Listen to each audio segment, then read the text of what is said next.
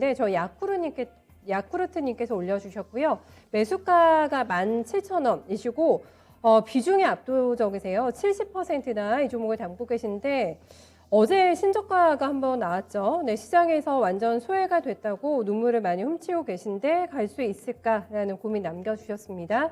현재가가 14,650원 나오는데 바닥에 잡힌 걸까 안 잡힐 걸까 거래도 너무 없고요. 지금 정말 말씀하신 대로 시장에서 관심이 없는 상태이기 때문에 들고 가시는 마음이 정말 얼마나 또 무거우실까라는 생각이 듭니다.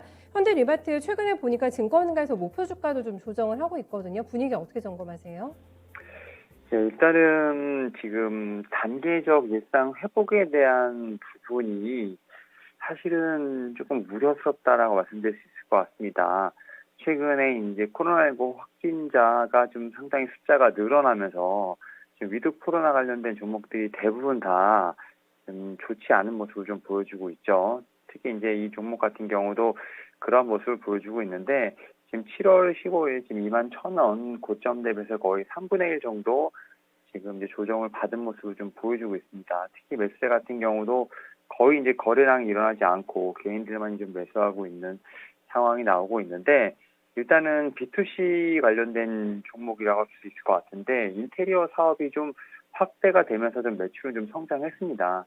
하지만 이제 B2B 쪽에 이제 오피스 매출은 좀 살짝 좀 줄어들었고 빌트인 선박 같은 경우는 좀 많이 더 크게 좀 줄었다고 볼 수 있을 것 같은데 일단 투자에 대한 좀 해주기가 좀 도래하지 않았다라는 부분이 좀 첫 번째로 그 이유가 되지 않을까 좀 생각을 하고 있고 동사 같은 경우는 좀 새롭게 론칭한 주방 가구라든지 뭐 바스 창호 등에 대한 성장성을 좀 보여줄 필요가 있지 않을까 좀 생각을 하고 있습니다. 그만큼 이제 주가를 돌릴 수 있는 어떤 강력한 모멘텀이 필요하지 않을까 좀 생각을 하고 있는데 일단 지금 위드 코로나 관련돼서 좀 계속해서 어쨌든 정상화로 좀 가려는 노력을 하고 있습니다만 이게 좀 쉽지는 않습니다. 이에 따라서 분명히 제가 볼 때는 어느 정도 리스크 관리를 해야 되지 않을까 좀 생각이 들고 있는데 다만 좀 비중이 너무 크다 보니까 쉽게 지금 이제 어떻게 보면 종목 교체가 힘들지 않을까 좀 생각을 하고 있는데 일단 아직까지는 좀 저점에 대한 부분은 확신할 수는 없습니다. 다만 분명히 이렇게 좀 많이 내리다 보면 기술적 반등이 있지 않을까 좀 생각을 하면서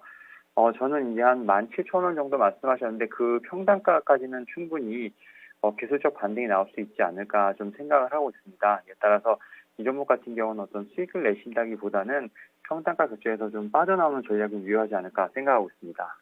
네. 비중을 이렇게 들고 가시기가 너무나 힘들 것 같다라는 마음을 또 헤아려 주셨고, 매수가까지만 일단은 조금 보실까요? 네, 그게 다른 기회 비용도 생각하셔야 되니까 나은 방안이라고 하니까 또 리스크 관리 잘 해주시면서 대응해 보시면 되겠습니다.